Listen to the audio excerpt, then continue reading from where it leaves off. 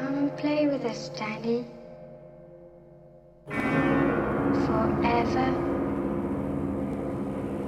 and ever and ever. Bitch, please.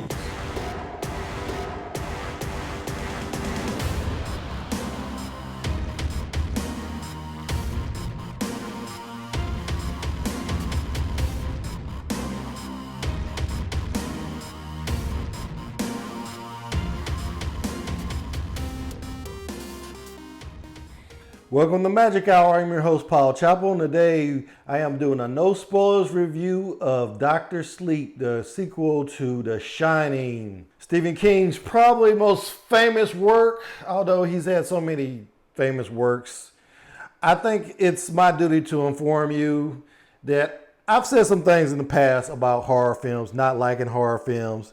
And I feel like that's a little bit misleading. What I meant by horror films, what most people I think of horror films is really slasher films, which is a subgenre of horror films. I actually like a lot of horror films, but they're mostly the classics like The Shining. I mean, Kubrick's The Shining is a cinematic masterpiece. You can learn so much about directing from watching that movie. There's so many other movies that are cinematic masterpieces that also happen to be horror movies. Movies like Alien. Some would say Jaws is a masterpiece. I still think that shark looks fake. But overall, I don't think of slasher films as something on the level of The Shining. So I hesitated to do horror movies in the past. But like I said, The Shining is one of my all-time favorite movies. So the fact that someone was doing a sequel to The Shining filled me with a lot of trepidation. I had my pitchfork ready for this guy, whoever he was, the director Mike Flanagan. I looked at his body of work, and it's not really even a body of work. It's more like two other films that he's done, two other horror films. And I just looked at this guy and was like, dude, you're going to take on one of the biggest cinematic masterpieces of the 20th century and do a sequel to it. Now, part of the reason he had a good chance to do a decent sequel is because Stephen King, of course, actually wrote a sequel to The Shining called Dr. Sleep. And it's often a little bit easier to adapt somebody's work than just start something from scratch. So he had that in his favor. So what I'm going to go ahead and say right off the bat, if you just want to get a recommendation on whether you should see this film was awesome. And I don't say that about a lot of films. As a sequel, it hit all the right points. I mean, it's a little bit long. I think it was clocking close to 2.5 hours. I'm not sure. I haven't actually looked at the actual running time. In fact, I can go ahead and check it, but I might not be able to get it.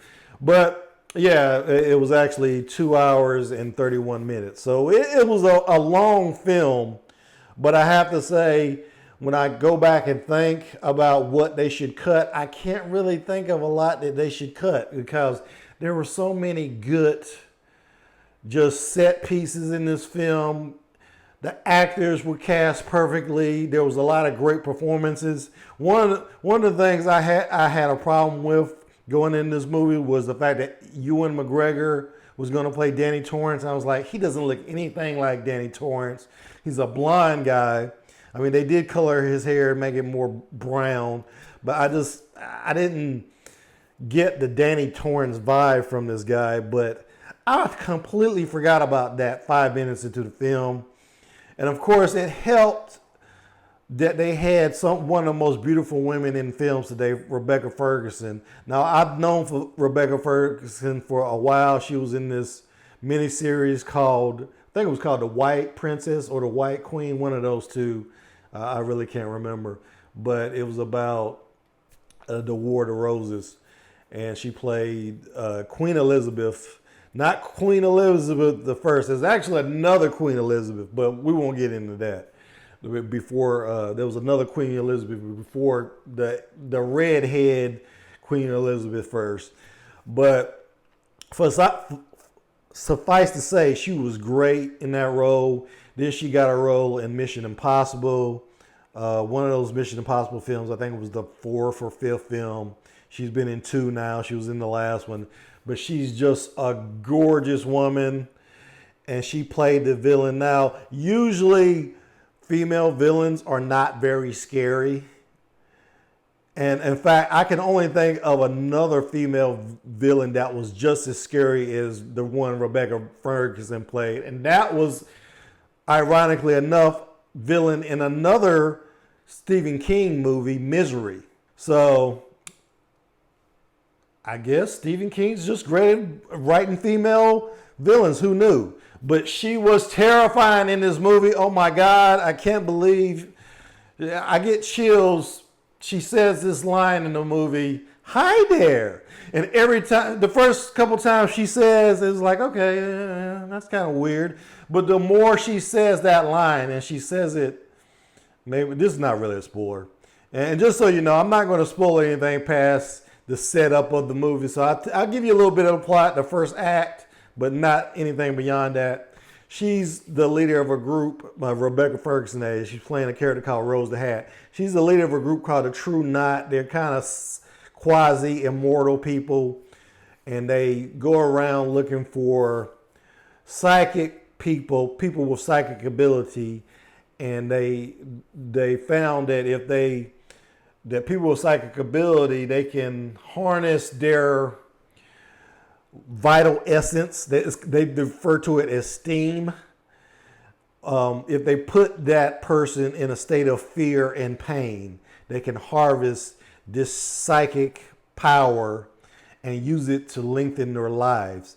So Rebecca Ferguson, you see her in 1980 in the opening of the movie, and then they skip ahead to I think 2011.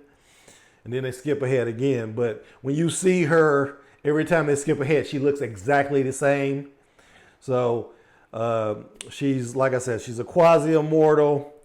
But she says this "hi there," and it just... Hi there. It's going to be her calling card. It's going to be on par, I think, with Arnold Schwarzenegger says, "I will be back," or "I'll be back." It's going to be on par with that, I think, when it all said and done, because she carries that line so effectively throughout the film. And like I said, it just gave me chills. And there were so many great performances in this movie. Really, the main character in this film was this little girl called Abra Stone. Beautiful little girl who has a lot of power, and the True Knot, they hone in on her, and I see her name is Kaylee Curran, actress I've never seen in another movie, but she was just phenomenal as Abra Stone. She has psychic ability that rivals even Danny Torrance, and the True Knot, they kind of zero in on her. They want to get her, and somehow Danny Torrance, he starts communicating with her, and he decides he's going to help her fight against the True Knot. So that's your basic premise, your basic plot, and it works on every level.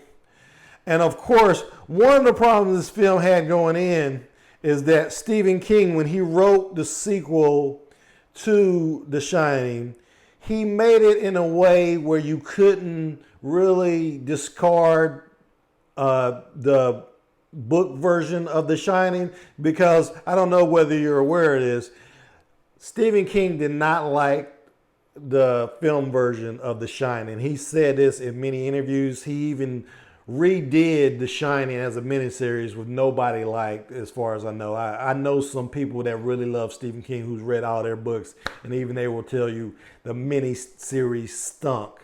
But he wrote the sequel in a way where that disregarded all the stuff in the movie, because there's a lot of things that happen in the movie that don't happen in the book, or actually there's some things that happen in the book that don't happen in the movie. Like, for instance, the Overlook Hotel blows up at the end of the book, And in the movie, that doesn't happen.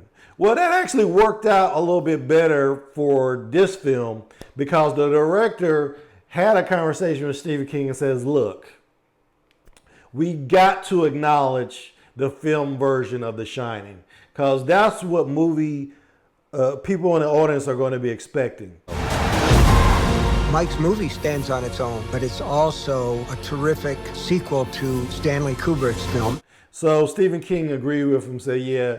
And if you've seen the trailer for this movie, they even use some of the same music from Stanley Kubrick's version of The Shining. So I was glad Stephen King kind of went back on what he was trying to do with the novel, because the novel even brought back a character that died in the film. So, and I won't say who, but so the way they handled that in the movie was really very interesting, and I'm glad they did it the way they did. So suffice to say, it's a spiritual successor to the film version of The Shining, but it took, because I didn't actually read Dr. Sleep, but I've read a synopsis of it, and it took many elements from the novel, and it omitted some things that really I don't think were in its favor as far as the book version goes. So it is an amalgamation of the film version of The Shining and the book version of The Shining and Dr. Sleep. So they did some interesting things to make it a successor to the film version and the book, is what I'm saying. So, but I won't go any much more into it. Go see this movie. You'll be happy that you did. There's nothing that I could really criticize at this point. Like I said, the only thing criticism I really had was it was a little bit too long, but there was nothing that I thought could be cut. So go in and to see this movie, enjoy it. I went to an early screening. It's not actually coming out till next week, but I went to an early screening and the theater was packed with people. So just know you're going to like it if you're a Stephen King fan, and you're going to really like it if you're a Stanley Kubrick fan. But that's all I got for today. I'd like to thank my subscribers and encourage you to subscribe. Give me a comment below. Let me know what you think. Let me know if if you have any questions. I will try to answer any questions that you have. And until next time, I will see you when I see you. Thanks for watching.